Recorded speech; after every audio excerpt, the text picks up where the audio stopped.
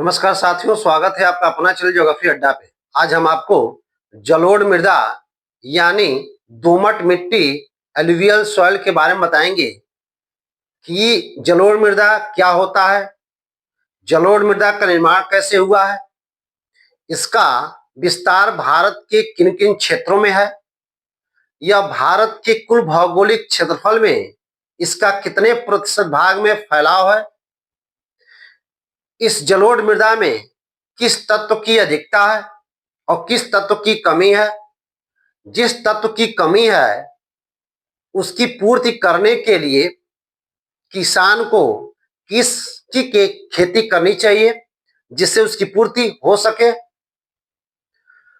जलोढ़ मृदा कितने उपवर्गों में बांटा गया है और भाबर क्या होता है, तराई क्या होता है, इसके विषय में हम जानने का प्रयास करेंगे। ठीक है, और यहां से क्वेश्चन जरूर बनता है और क्वेश्चन के साथ हम आपको बताएंगे, प्रश्नों के साथ हम इसकी व्याख्या करेंगे, ध्यान रखिएगा। ठीक, तो जलोढ़ मृदा क्या होता है? तो नदियों के द्वारा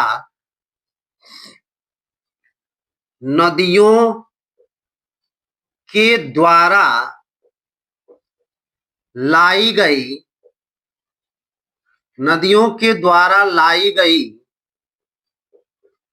मिट्टी को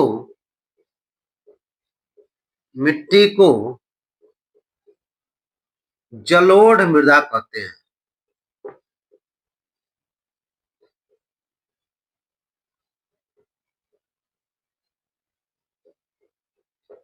ठीक है, तो जलोढ़ मृदा क्या होता है? तो नदियों के द्वारा लाई गई मिट्टी को जलोढ़ मृदा कहते हैं। ठीक, इसका निर्माण, किसका निर्माण? तो जलोढ़ मृदा का निर्माण, इसका निर्माण हिमालय के निक्षेप,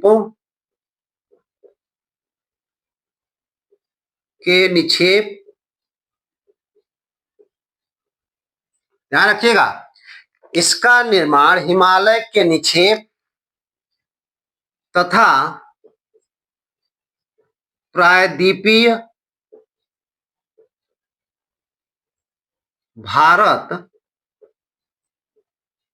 के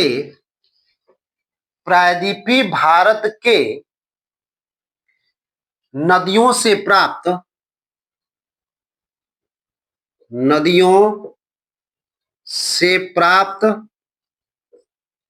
मलबा या गाद से हुआ है।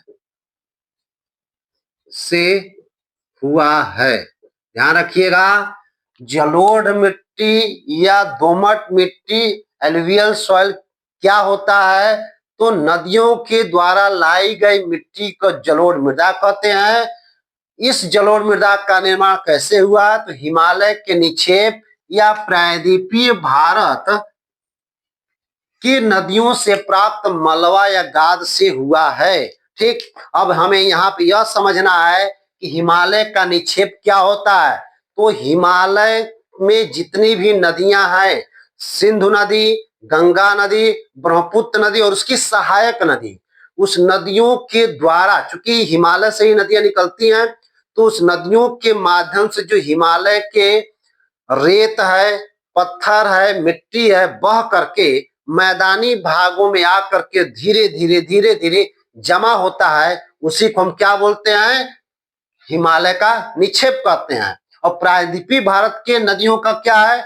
तो जितने भी दक्षिण भारत या प्रायद्वीपीय भारत है, उस प्रायद्वीपीय भारत की जितनी भी नदियां हैं उस नदियों के द्वारा बह करके जितने भी मिट्टी है, रेत है, गाद है, मलबा है, जा करके कहीं जमा होता है और जमा होने के बाद उस क्षेत्र का निर्माण होता है, तो उसी को हम क्या बोलते हैं? कि हिमालय के निक्षेप यानी प्रायद्वीपीय भारत के जो नदियां हैं उससे मलबा गाद से जमा हुआ है। ठीक है, तो यहां तक कोई दिक्कत नहीं होना चाहिए। ध्यान रखिएगा कि नदियों के द्वारा लाई गई मिट्टी को जलोढ़ मृदा कहते हैं और इस जलोढ़ मृदा का निर्माण हिमालय के जो निक्षेप है, अवशेष है, कौन सा अवशेष? जो आकर के डिपोजिट होता है, जमा होता है, वो कहाँ जमा होता है? मैदानी भागों में। किस रूप में आता है? तो मिट्टी के रूप में, रेत बलुआ पत्थर के रूप में आकर के डिपोजिट हो जाता है, जमा होता है, उसे हम बोलते हैं हिमालय का निक्षेप कहते हैं, डिपोजिट हो जाता है। और कहाँ पे? मैदानी भागों में। प्रायद्वीपीय भारत की नदियां अर्थात दक्षिण भारत की जो नदियां हैं वो नदियों के द्वारा मिट्टी गाद ला करके किनारे या कई क्षेत्रों में फैल जाता है, जमा होता है, उसी को हम क्या बोलते हैं कि प्रायद्वीपीय भारत की नदियों के द्वारा जमा हुआ। ठीक, तो इसे हम क्या बोलते हैं? जलोढ़ मृदा कहते हैं। ठीक, अब देखिए जलोढ़ मृदा का जो विस्तार है, ध्यान रखिएगा, जलोढ़ मृदा का जो विस्तार है, तो अगर यह भारत है तो भारत के पश्चिमी भाग में पंजाब है और पूर्वी भाग में यहाँ पे क्या है? असम है। तो पंजाब, पश्चिम में पंजाब से लेकर पूर्व में असम तक, ध्यान रखिएगा, जलोढ़ मृदा का उत्तर भारत में विस्तार कहां से कहां तक है? तो पंजाब, पश्चिम में पंजाब से लेकर पूर्व में असम तक, या यह भी कह सकते हैं कि सिंधु, गंगा और ब्रह्मपुत्र नदियों का जो विस्तार है उसी क्षेत्र में जलोढ़ मृदा का पाई जाती है। कहां? उत्तर भारत में। जबकि दक्षिण भारत या प्रायद्वीपीय भारत में जलोढ़ मृदा कहां पाई जाती है? तो जितनी भी प्रायद्वीपीय भारत की नदियां हैं, नर्मदा, ताप्ती, कृष्णा, कावेरी, महानदी, गोदावरी, जितनी भी नदियां हैं दक्षिण भारत में, वो दक्षिण भारत की नदियों के द्वारा जो आसपास का क्षेत्र है वो क्या होता है? जलोढ़ मृदा निर्माण होता है। ठीक, देखिए भारत में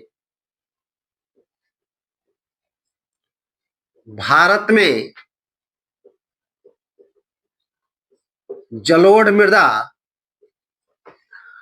भारत में जलोढ़ मृदा का विस्तार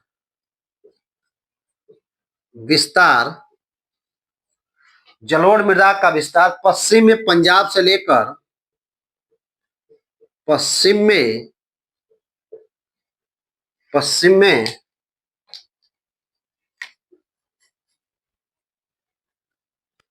पंजाब,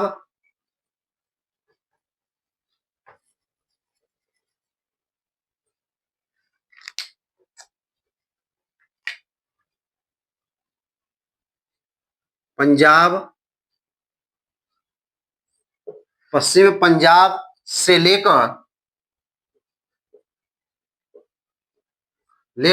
पूर्व में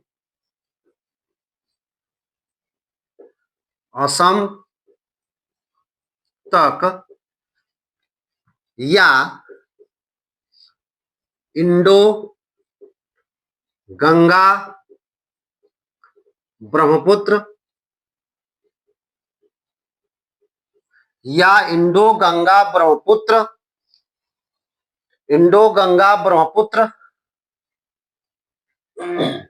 के साथ साथ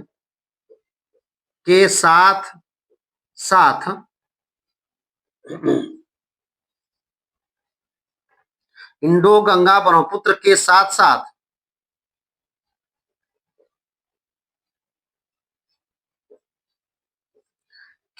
साथ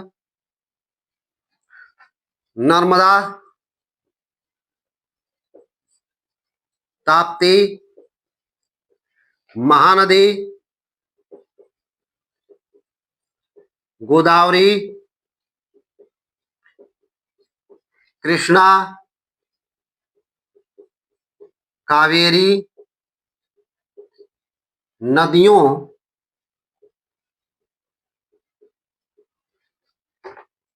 तक फैला हुआ है।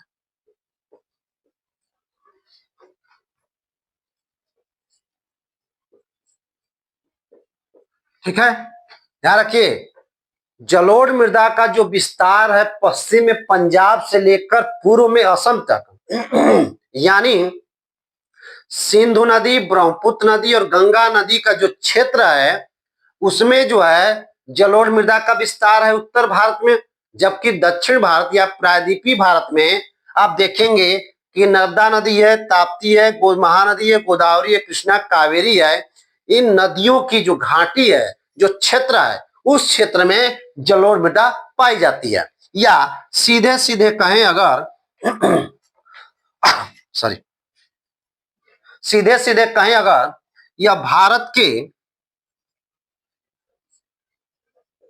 यह भारत के कुल भौगोलिक यह भारत के कुल भौगोलिक क्षेत्रफल यह भारत के कुल भौगोलिक क्षेत्रफल का 43% या नए आंकड़ों के अनुसार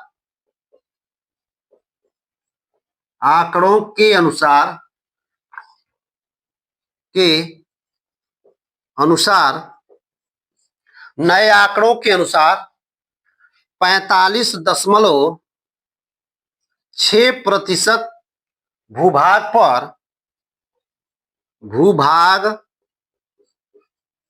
पर फैला हुआ है।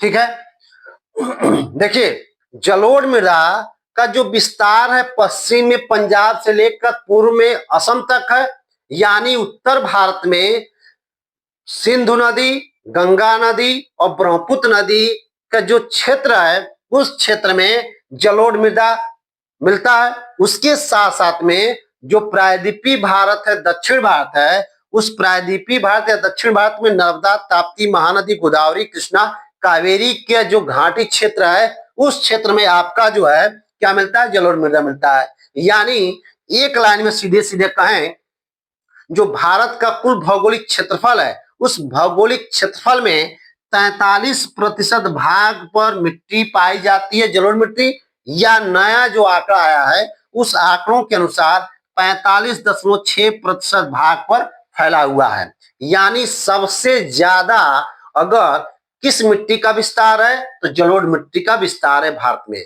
तो सबसे ज्यादा क्षेत्रफल में किस मिट्टी का विस्तार पाई जाती है तो जलोढ़ मिट्टी का। यहां से क्वेश्चन बनता है कितने प्रतिशत भागों में, तो 45% भागों में। या यह भी कह सकता है कि उत्तर भारत में जलोढ़ मृदा का विस्तार कहां से कहां तक है, तो पंजाब से लेके असम तक।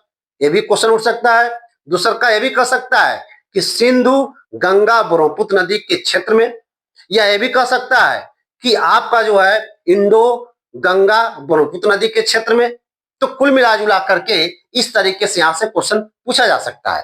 ठीक, अब देखिए यह भारत के 43 या 45.6% भूभाग पर पाई जाती है। इसका मतलब यह भी है कि यह सबसे ज्यादा उपजाऊ मृदा है।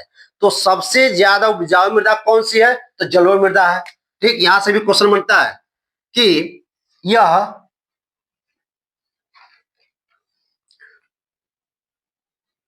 यह भारत की सबसे अधिक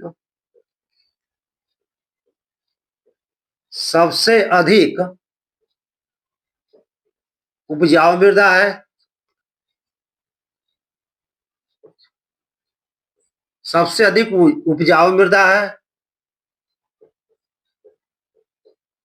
ठीक है, यह भारत की सबसे अधिक उपजाऊ मृदा है, अर्थात यहाँ पे सबसे अधिक इन क्षेत्रों में सबसे अधिक खेती की जाती है और लगभग लगभग हर फसल का खेती की जाती है। ठीक है, तो यह भारत की सबसे अधिक उपजाऊ मृदा है। अब यहाँ पे यह देखना है किस मृदा में, जलोढ़ मृदा में किसकी अधिकता होती है और किसकी कमी होती है। सॉरी, इस मिट्टी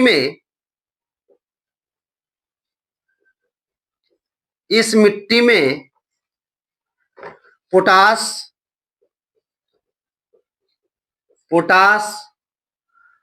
फास्फोरिक एसिड,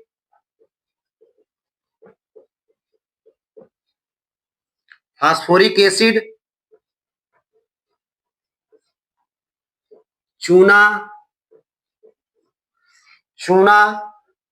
तथा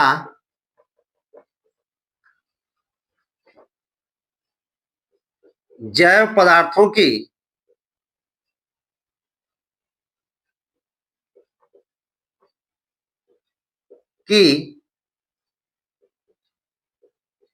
अधिकता होती है।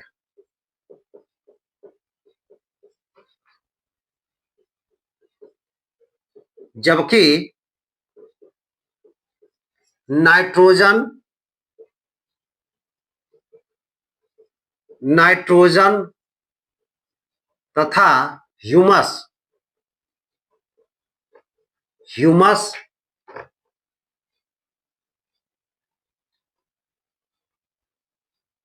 ह्यूमस की कमी होती है। ठीक है, अब देखिए, जलोढ़ मिट्टी में पोटास, फास्फोरिक एसिड, चूना तथा जैव पदार्थों की अधिकता होती है। ठीक है, जैव पदार्थों अर्थात पोटास, फास्फोरिक एसिड, चूना और जैव पदार्थों की अधिकता होती है, जबकि नाइट्रोजन और ह्यूमस की कमी होती है। अब यहाँ पे यह समझना है कि जैव पदार्थ क्या होता है और ह्यूमस क्या होता है। ठीक है, तो जैव पदार्थ क्या होता है? जैव पदार्थ, ध्यान रखिएगा कि जितने भी खेतों में जिस चीज का उत्पादन करते हैं उसके द्वारा जितने भी घास फूस निकलता है, ठीक, या उसके जितने भी अवशेष निकलते हैं, उसके जो अवशेष होते हैं, या ऐसे कह सकते हैं कि घास घास पत्तियां, ये सॉरी, घास पत्तियों तथा फल, घास पत्तियों तथा फल और सब्जियों के अवशेष अवशेष ठीक, या यह भी कह सकते हैं कि सूक्ष्म जीव यानी बैक्टीरिया बैक्टीरिया या कवक के अवशेष अवशेष ठीक, या यह भी कह सकते हैं कि जानवरों के मलमूत्र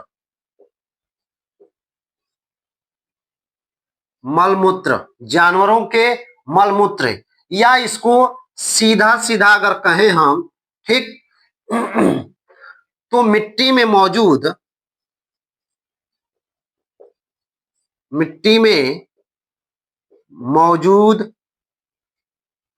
या उपस्थित मिट्टी में मौजूद सॉरी मिट्टी में मौजूद अस्थाई मिट्टी में मौजूद सभी जीवों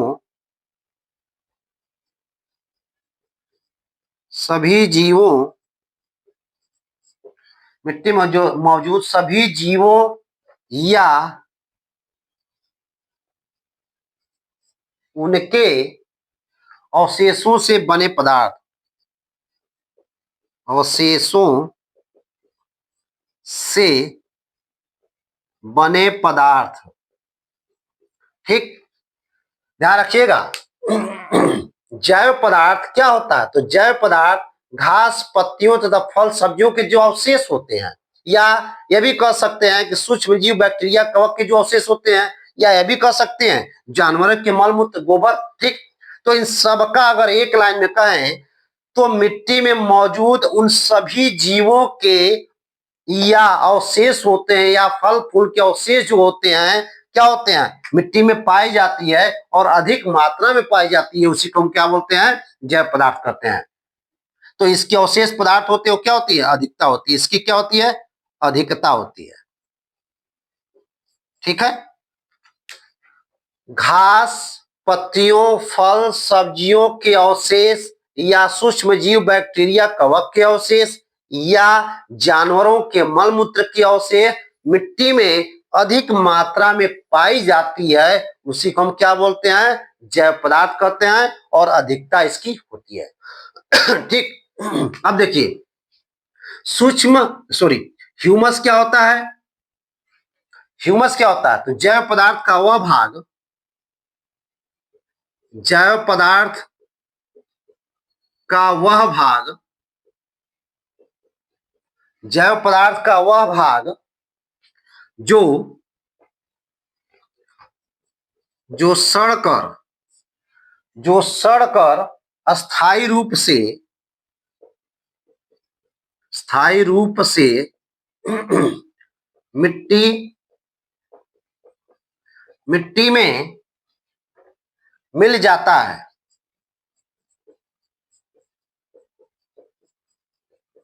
उसी को हम क्या बोलते हैं? ह्यूमस कहते हैं। ध्यान रखिएगा, जैव पदार्थ का वह भाग जो सड़कर अस्थायी रूप से मिट्टी में मिल जाता है, उसी को हम क्या बोलते हैं? ह्यूमस कहते हैं। और इसी की क्या होती है? कमी होती है। और इसी की क्या होती है? कमी होती है। ठीक है। और यहां पे क्या है?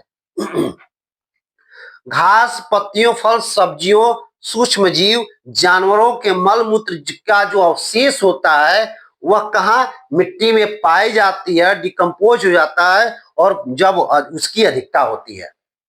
और यहाँ पे जैव पदार्थ का वह भाग जो सड़कर अर्थात डिकम्पोज होकर अस्थायी रूप से मिट्टी में मिल जाता है, तो इसको हम क्या बोलते हैं? ह्यूमस कहते हैं।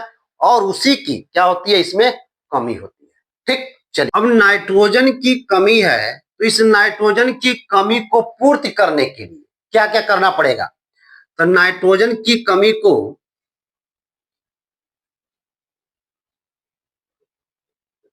नाइट्रोजन की कमी की पूर्ति करने के लिए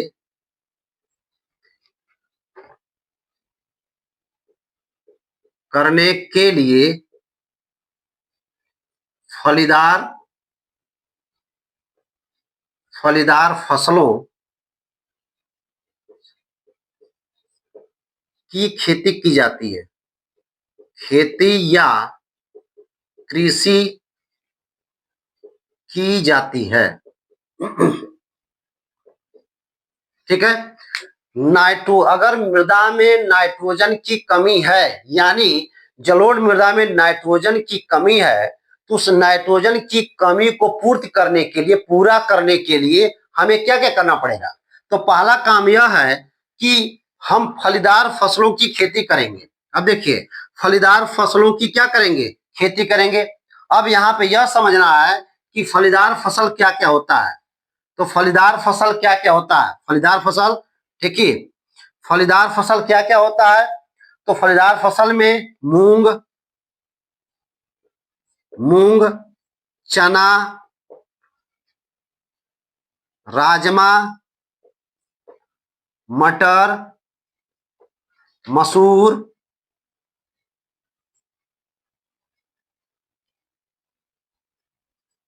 मसूर, मूंगफली, मूंगफली, अरहर, सोयाबीन आदि। ठीक, तो फलीदार फसल की खेती करते हैं नाइट्रोजन की पूर्ति करने के लिए। और फलीदार फसल क्या क्या होता है? मूंग होता है, चना होता है, राजमा होता है, मटर होता है, मसूर होता है, मूंगफली होता है, अरहर होता है, सोयाबीन होता है। इसकी खेती करते हैं। तो चूंकि इसमें नाइट्रोजन पाया जाता है, जब इसकी खेती करते हैं तो मिट्टी में, मृदा में जो नाइट्रोजन की कमी होती है उसकी पूर्ति हो जाती है। ठीक, चलिए अब एक चीज यहाँ पे यह भी समझना है कि जलोढ़ मृदा में हम किसकी खेती करते हैं विशेष रूप से। ठीक, तो जलोढ़ मृदा में, या ऐसे कह सकते हैं इस मिट्टी में, इस मिट्टी में इस मिट्टी में गेहूं, गेहूं, चावल, गन्ना, जूट, जूट, कपास, मक्का, कपास, मक्का, तिलहन, तिलहन और साग सब्जियों की खेती की जाती है। साग सब्जियों की खेती की जाती है।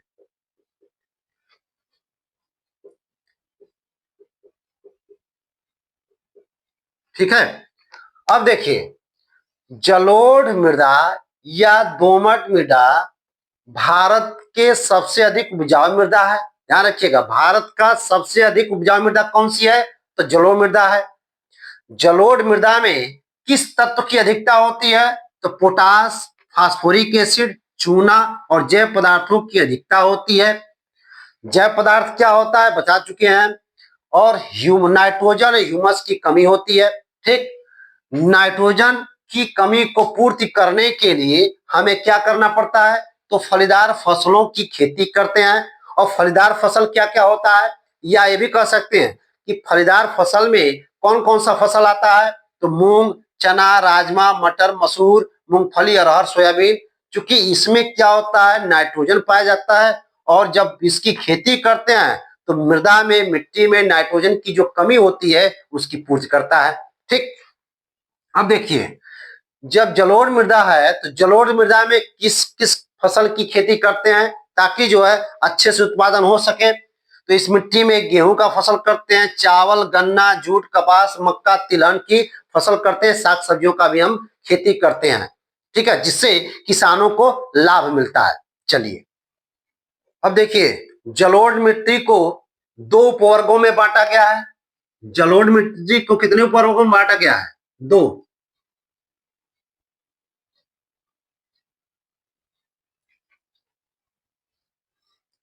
जलोढ़ मिट्टी को या मृदा को दो उपवर्गों में बांटा गया है। पहला आपका है खादर या नवीन नवीन जलोढ़ मिट्टी।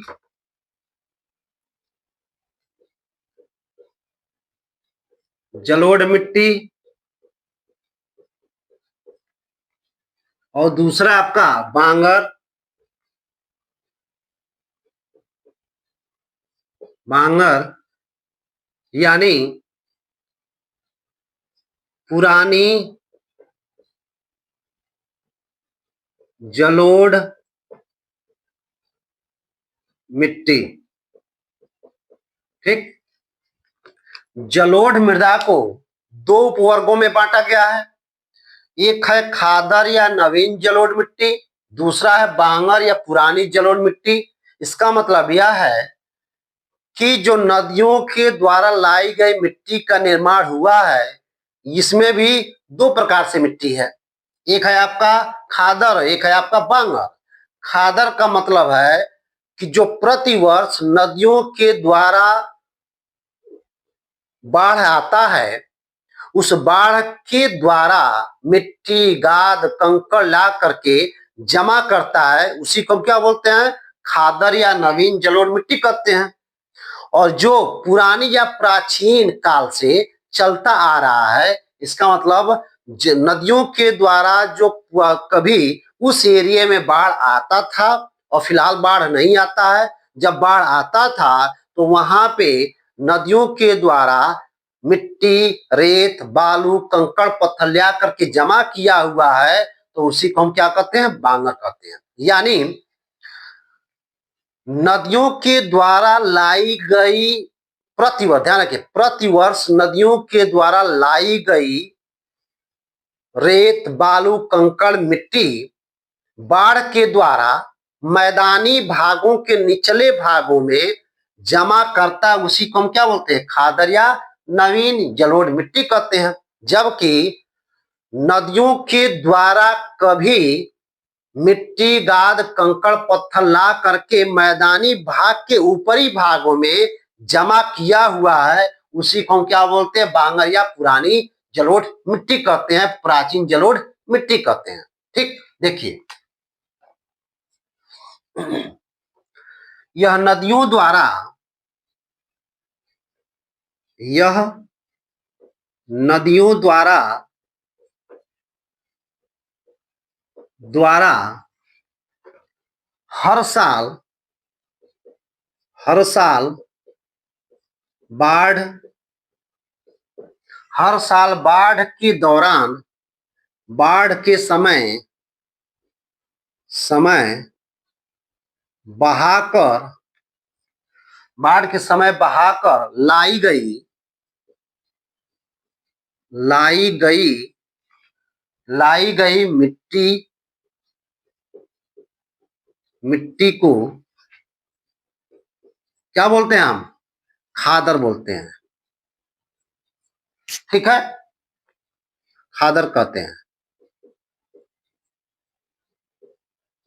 ठीक है, तो नदियों के द्वारा प्रतिवर्ष हर साल बाढ़ के समय बहाकर लाई गई जो मिट्टी को हम क्या बोलते हैं? जमा करते हैं, उसी को हम क्या बोलते हैं? खादर कहते हैं। फिर इसको यहाँ पे देखिए, यह नदियों द्वारा यह नदियों द्वारा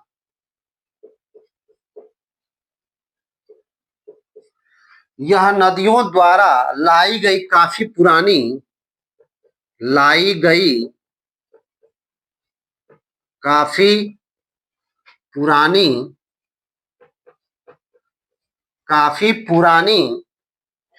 मिट्टी को बांगर कहते हैं।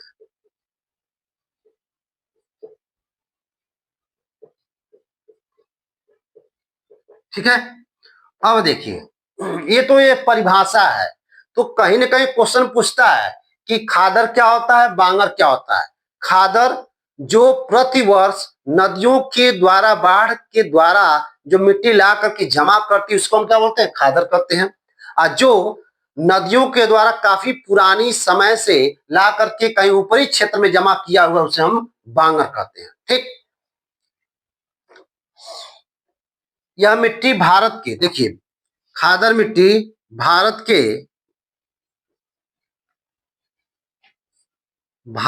के उत्तरी मैदानी भागों, ऐसे कर सकते हैं आप, यह मिट्टी यह मिट्टी भारत के उत्तरी मैदानी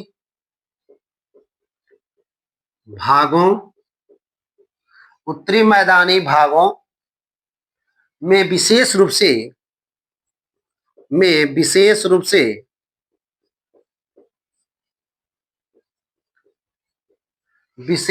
से नदियों के निचले भागों में नदियों के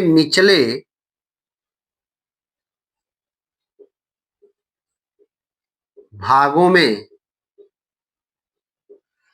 निचले भागों में पाई जाती है।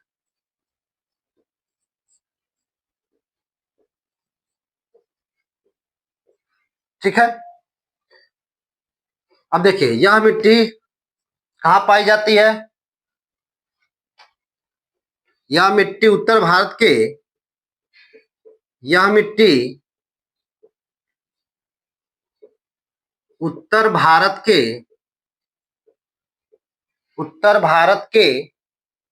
मैदानी भागों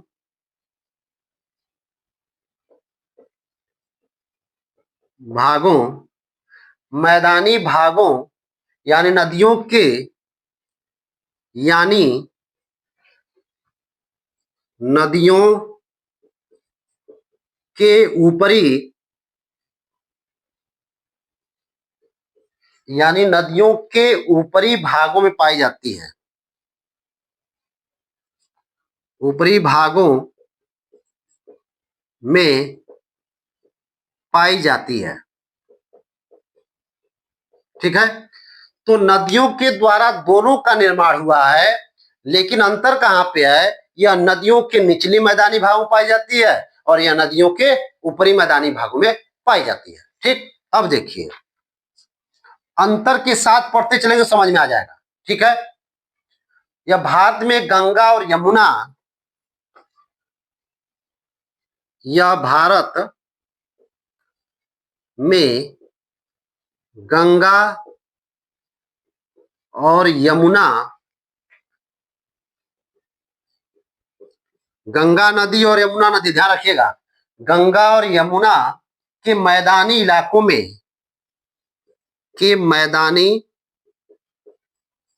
इलाकों में इलाकों में व्यापक रूप से पाई जाती है, व्यापक रूप से पाई जाती है। ठीक।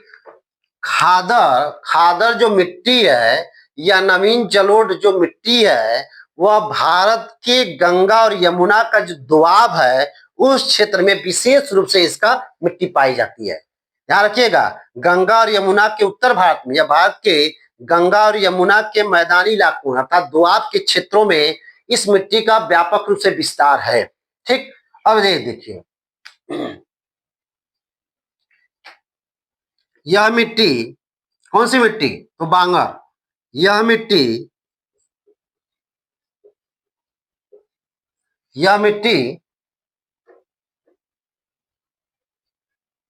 खादर की तुलना में खादर मिट्टी की तुलना में खादर की तुलना में कम उपजाऊ है, तुलना में कम उपजाऊ है। ठीक है, सॉरी, कम उपजाऊ है।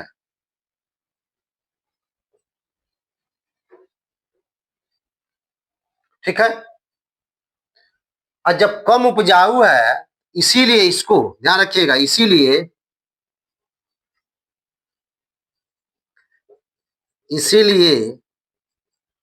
इस मिट्टी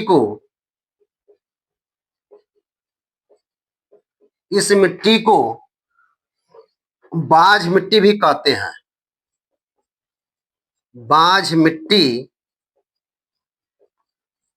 भी कहते हैं। ठीक है, तो बांझ मिट्टी किस मृदा को कहते हैं? तो बांगर मिट्टी को बांझ मिट्टी कहा जाता है। ठीक है, इस मिट्टी की जल धारण, ध्यान रखिएगा, इसकी हम बात कर रहे हैं खादर की।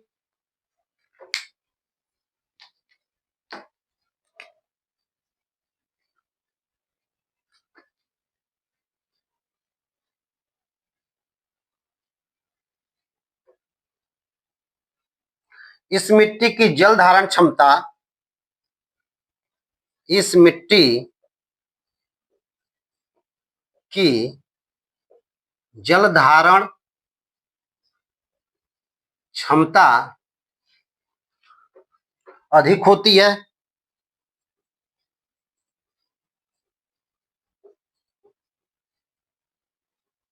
इस मिट्टी की जल धारण क्षमता अधिक होती है और सदैव उर्वर मिट्टी होती है। इसलिए यह हमेशा उर्वर मिट्टी होती है या उपजाऊ मिट्टी होती है, उपजाऊ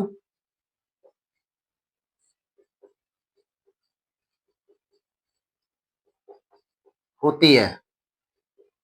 ठीक है, बांगर मिट्टी का रंग जो होता है, बांगर मिट्टी का रंग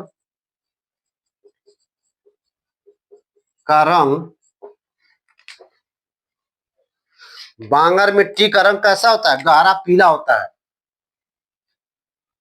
गहरा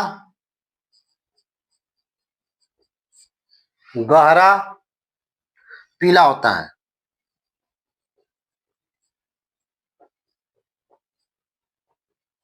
ठीक, ध्यान रखिए, गहरा पीला होता है। तो जलोढ़ मिट्टी या दोमट मिट्टी का जो दो उपवर्ग होता है, एक खादर या नवीन जलोढ़ मिट्टी होता है, एक बांगर या पुरानी जलोढ़ मिट्टी होता है। खादर नवीन जलोढ़ मिट्टी का निर्माण कैसे हुआ है? यह हर साल या प्रतिवर्ष नदियों में जब बाढ़ आता है तो हर साल बाढ़ के समय मिट्टी, गाद, कंकड़, पत्थर बहा करके जमा करती है, उसी को हम क्या बोलते हैं? खादर कहते हैं। और बांगर नदियों के द्वारा लाई गई काफी पुरानी मिट्टी जो होती है वो जमा की हुई है, उसी को हम क्या कहते हैं? बांगर कहते हैं। यह मिट्टी भारत के उत्तरी मैदानी भागों में विशेष रूप से नदियों के निचले भागों में पाई जाती है। उसी को हम क्या बोलते हैं? खादर मिट्टी कहते हैं। और यह मिट्टी उत्तर भारत के मैदानी भागों यानी नदियों के ऊपरी भागों में पाई जाती है। उसी को हम क्या कहते हैं? बांगर कहते हैं।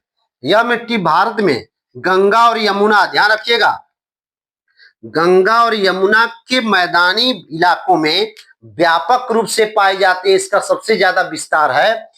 और जब सबसे ज्यादा विस्तार है कहां पे? गंगा और यमुना के क्षेत्रों में, ध्यान रखिएगा। तो गंगा और यमुना के क्षेत्रों में विस्तार है, तो कहीं ना कहीं गंगा यमुना का नदी का विस्तार भी आप देखेंगे। तो विशेष रूप से पूर्वी उत्तर प्रदेश, ध्यान रखिएगा, अगर हम इसका देखें, अगर विशेष रूप से पूर्वी उत्तर प्रदेश,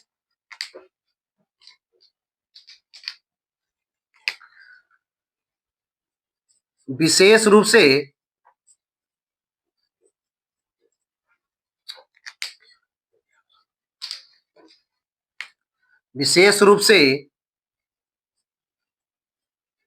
पूर्वी उत्तर प्रदेश, पूर्वी उत्तर प्रदेश, बिहार और पश्चिम बंगाल के क्षेत्रों में फैला हुआ है।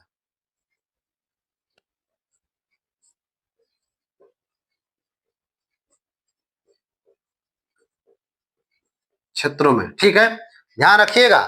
यह भारत में गंगा और यमुना के दोआब या मैदानी क्षेत्रों में व्यापक रूप से पाई जाती है, सबसे अधिक पाई जाती है। तो इन्हीं क्षेत्रों में, अर्थात अगर राज्य के अनुसार देखेंगे तो पूर्वी उत्तर प्रदेश, बिहार और पश्चिम बंगाल के क्षेत्र में जलोढ़ मृदा का जो खादर मृदा है वो पाई जाती है। ठीक है, चलिए, यहां तक क्लियर हो गया कि नहीं हो गया? खादर मृदा क्या होता है, बांगर मृदा क्या होता है? खादर वह होता है जो नदियों के द्वारा प्रतिवर्ष बाढ़ के समय जो गाद व मिट्टी, कंकड़ पत्थर के जमा करती है, उसी को हम क्या बोलते हैं? खादर या नवीन जलोढ़ मृदा कहते हैं। बांगर क्या होता है कि जो पुरानी, अर्थात नदियों के द्वारा लाई गई काफी पुरानी मिट्टी जो जमा करके रखी हुई है, उसी को हम क्या बोलते हैं? बांगर कहते हैं। यह मिट्टी, अर्थात खादर मिट्टी के तुलना में बांगर मिट्टी कम उपजाऊ होती है, इसीलिए इसको बांझ मिट्टी भी कहा जाता है। ठीक है, बांझ मिट्टी कहा जाता है। और इसका रंग कैसा होता है? बांगर मिट्टी का रंग कैसा होता है? गहरा पीला होता है। खादर मिट्टी भारत के उत्तरी मैदानी भागों, विशेष रूप से नदियों के निचले भागों में पाई जाती है। और देखते हैं अगर, तो गंगा और यमुना के दोआब क्षेत्रों में पाई जाती है। और राज्य के अनुसार देखते हैं तो पूर्वी उत्तर प्रदेश, बिहार और पश्चिम बंगाल के क्षेत्र में विशेष रूप से खादर मिट्टी पाई जाती है। ठीक, और सबसे ज्यादा अधिक उपजाऊ मिट्टी भी होती है। क्लियर है? चलिए, अब देखिए, बांगर मिट्टी में एक और खासियत है। तो बांगर मिट्टी में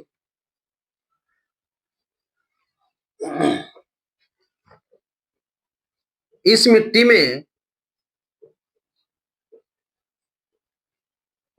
मिट्टी में लवणीय या सैलीन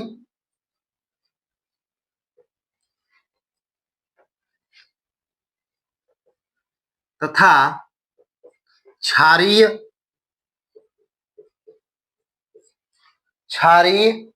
एल्केलिन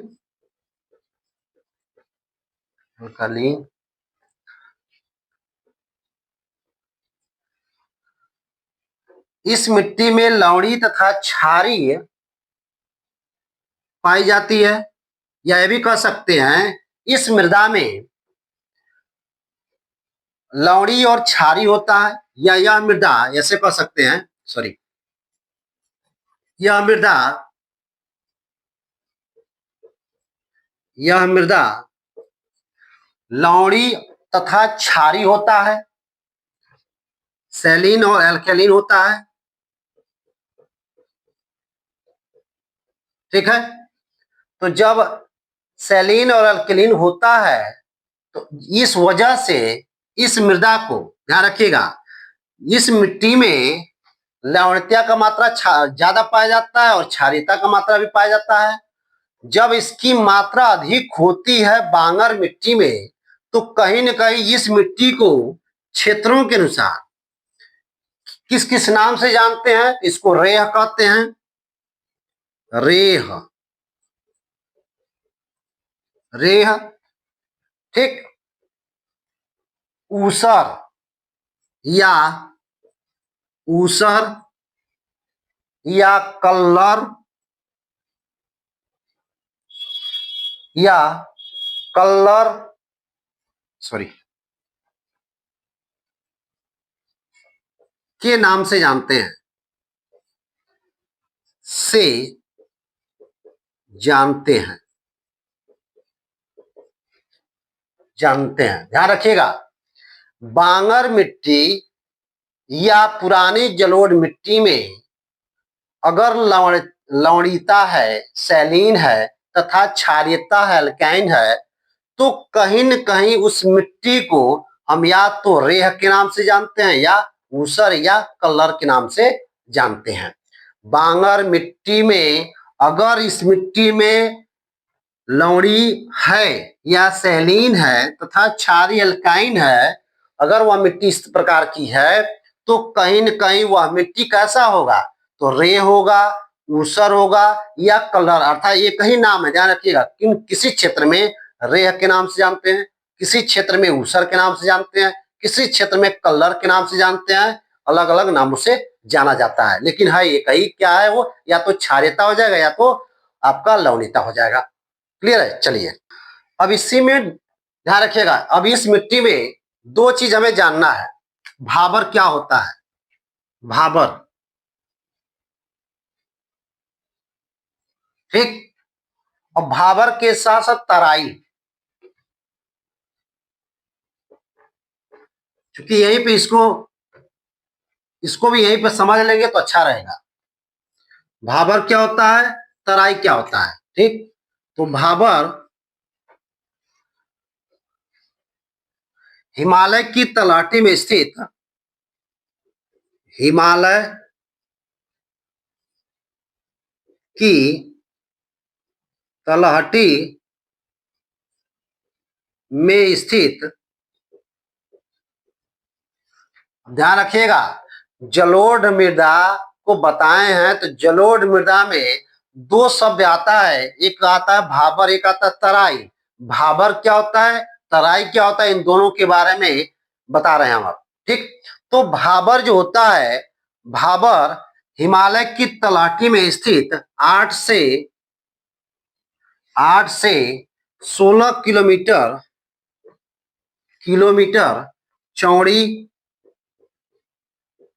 8 से 16 किलोमीटर चौड़ी सॉरी, एक पट्टी होती है,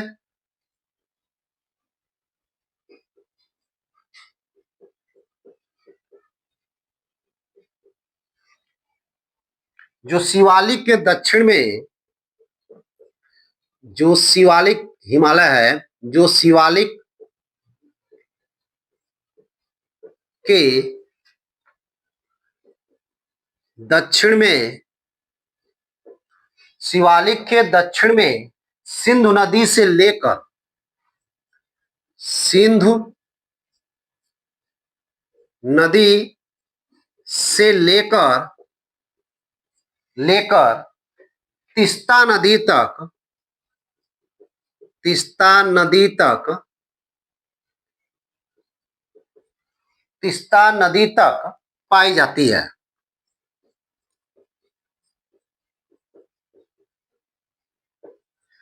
भाबर क्या होता है, तो भाबर हिमालय की तलहटी में स्थित, अर्थात हिमालय के नीचे स्थित 8 से 16 किलोमीटर जो चौड़ी पट्टी होती है, अर्थात पश्चिम से लेकर पूर्व तक चौड़ी पट्टी होती है, अर्थात यह कह सकते हैं सिंधु नदी से लेकर तीस्ता नदी तक। आप देखेंगे यह भारत है, तो सिंधु नदी का विस्तार यहाँ पे, तो सिंधु नदी से लेकर यहाँ पे आप जो है देखेंगे तीस्ता नदी है, तो तीस्ता नदी तक इसका विस्तार है, किसका?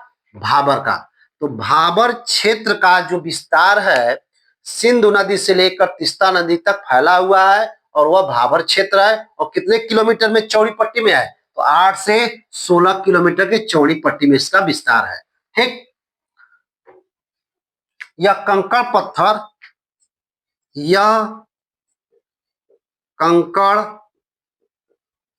पत्थर और बालू से निर्मित है, और बालू से निर्मित है, बना हुआ है। ठीक, और जब ध्यान रखिएगा, भाबर क्षेत्र में हिमालय की तलहटी में 8 से 16 किलोमीटर चौड़ी पट्टी में, अर्थात यह कह सकते सिंधु नदी से लेकर तीस्ता नदी तक इसका विस्तार है।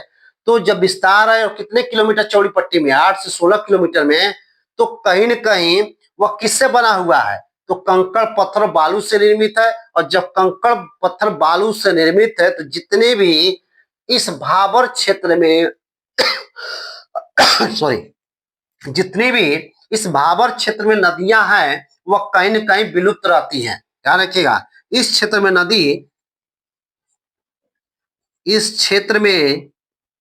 नदी विलुप्त रहती है।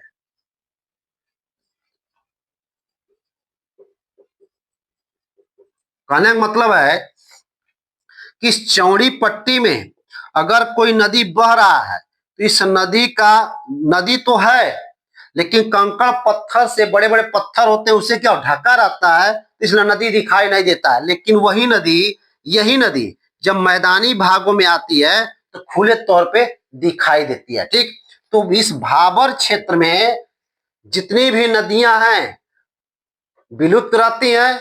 नदी बह रही है लेकिन विलुप्त स्पष्ट रूप से दिखाई नहीं देता है। लेकिन यही नदी जब मैदानी क्षेत्र में आता है, तराई में आता है, तो यह दिखाई देता है। ठीक है, कहने का मतलब यह है।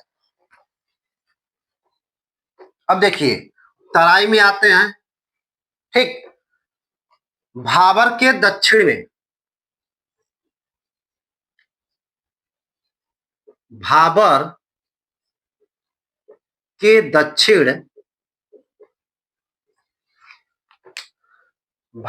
के दक्षिण में 15 से 30 किलोमीटर की चौड़ी पट्टी में, 30 किलोमीटर की चौड़ी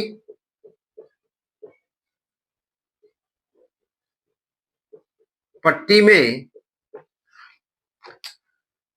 30 किलोमीटर चौड़ी पट्टी में, यानी या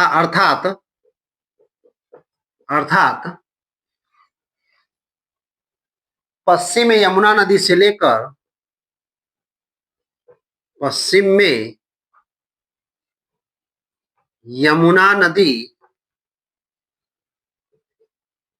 से लेकर, पश्चिम में यमुना नदी से लेकर पूर्व में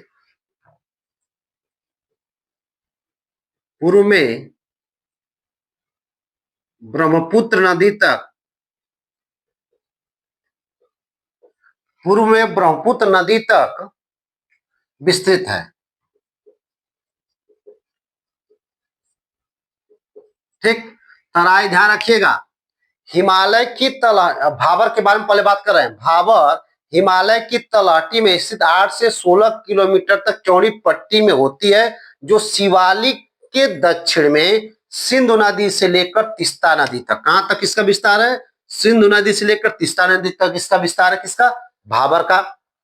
अब देखिए, अब हम तराई पे आते हैं। इस भाबर के दक्षिण में, अर्थात जो 8 से 16 किलोमीटर चौड़ी पट्टी है भाबर का, उसी के जस्ट नीचे क्या आता है? भाबर के दक्षिण में 15 से 30 किलोमीटर की चौड़ी पट्टी में पश्चिम में यमुना नदी है, तो पश्चिम में यमुना नदी से लेकर के ब्रह्मपुत्र नदी तक इसका विस्तार है। ध्यान रखिएगा, यमुना नदी से ब्रह्मपुत्र नदी तक विस्तार है। क्वेश्चन यहां से यह बन सकता है, यह बनता है कि भाबर का विस्तार कहां से कहां तक है? तो भाबर का विस्तार सिंधु नदी से लेकर के तीस्ता नदी तक है। ठीक, या भाबर कितने किलोमीटर के चौड़ी पट्टी में फैला हुआ है? तो 8 से 16 किलोमीटर की चौड़ी पट्टी में फैला हुआ है। या यह भी पूछा जा सकता है किस क्षेत्र में जो नदी प्रवाहित होती है विलुप्त दिखाई देती है, तो भाबर क्षेत्र में। क्यों? क्योंकि कंकड़ पत्थर होता है जिसकी वजह से उस कंकड़ पत्थर के नीचे नदी बहती है और ऊपर से यही नदी आकर के तराई क्षेत्र में दिखाई देती है, लेकिन भाबर क्षेत्र नदी दिखाई नहीं देती है। ठीक, अब देखिए तराई क्षेत्र में या ऐसे क्वेश्चन पूछा जा सकता है कि तराई क्षेत्र का विस्तार कहां से कहां तक है, तो पश्चिम में यमुना नदी से लेकर के पूर्व में ब्रह्मपुत्र नदी तक है। या तराई क्षेत्र का विस्तार कितने किलोमीटर की चौड़ी पट्टी में है? 15 से 30 किलोमीटर के चौड़ी पट्टी में है। तराई भाबर के ऊपर है या नीचे है? तो तराई जो क्षेत्र है भाबर के नीचे है। भाबर शिवालिक हिमालय के जस्ट नीचे है और भाबर के नीचे क्या है? तराई है। ठीक, चलिए अब यहीं पे इस क्षेत्र में ध्यान रखिएगा, किस क्षेत्र में?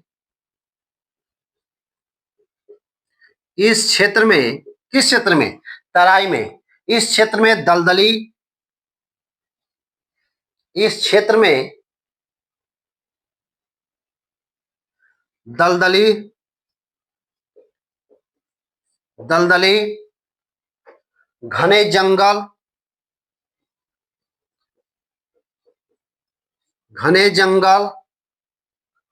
उपजाऊ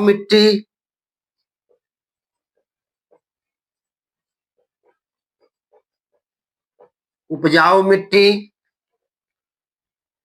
तथा तथा विलुप्त नदियां अर्थात भाबर क्षेत्र में विलुप्त नदियां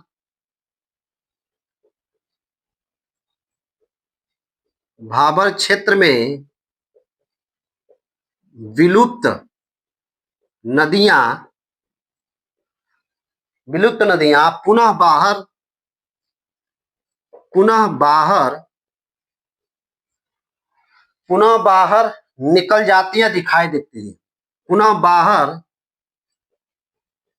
निकलकर दिखाई देती हैं।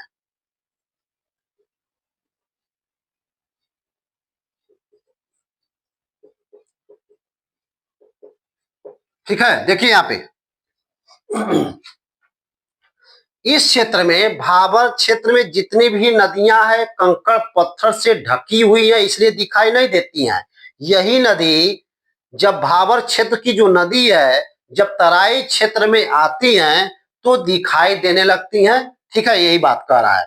और यह क्षेत्र जो तराई क्षेत्र है दलदली क्षेत्र होता है, घने जंगल होता है और उपजाऊ मिट्टी भी पाई जाती है।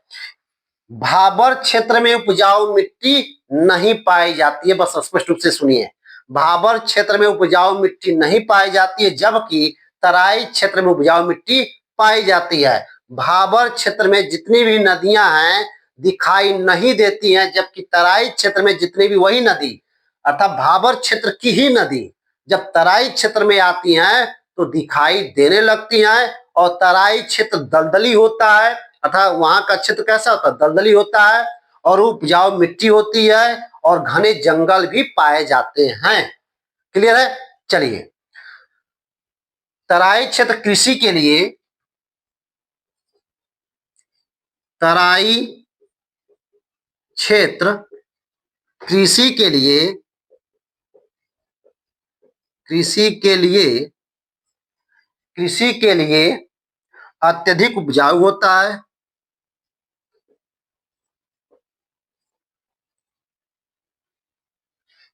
अत्यधिक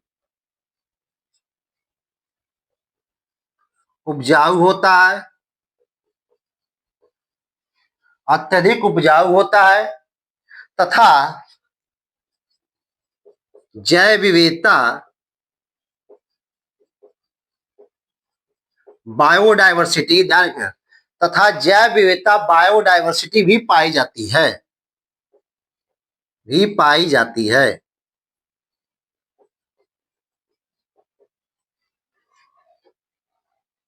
ठीक है।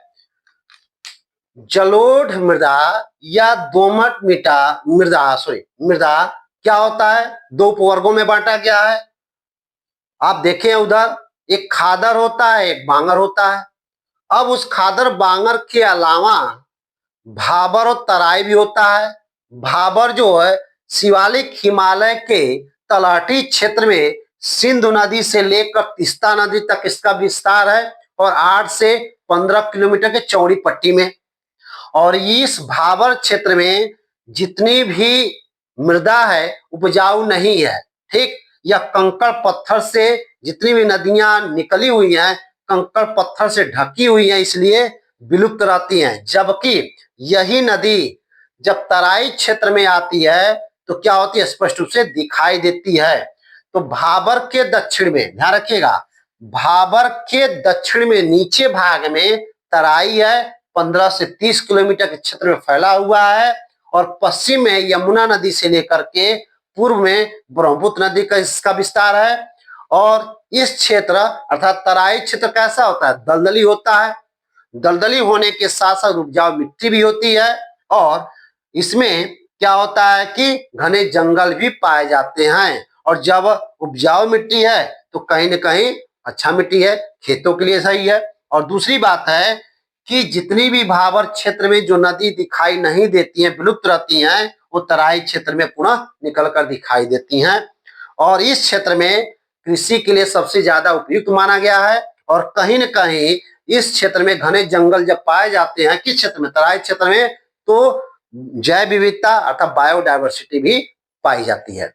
ठीक है, तो इस तरीके से आप जलोढ़ मृदा के बारे में जाने हैं। जलोढ़ मृदा का निर्माण कैसे हुआ है? जलोढ़ मृदा का निर्माण कैसे हुआ? तो नदियों के द्वारा किया गया है। जलोढ़ मृदा कितने क्षेत्रों पे भारत में पाई जाती है? तो 43 या 45.6% क्षेत्र में फैला हुआ है। यह हिमालय के तलहटी क्षेत्रों में पाई जाती है, अर्थात हिमालय के जो शिवालिक हिमालय है उसके निचले भाग में। ठीक है, तो इस तरीके से सबसे ज्यादा उपजाऊ मृदा कौन सी है? तो जलोढ़ मृदा है। तराई क्या होता है? भाबर क्या होता है? आप ये भी जाने हैं। आप ये भी जाने हैं कि आप जो खादर क्या होता है और बांगर क्या होता है, कौन नवीन जलोढ़ मृदा है, कौन पुरानी जलोढ़ मृदा है। यहां से क्वेश्चन बनता है। अगर आप लोगों को अच्छा लगा हो तो इसे लाइक कीजिएगा, सब्सक्राइब कीजिएगा, शेयर कीजिएगा, कमेंट कीजिएगा। धन्यवाद।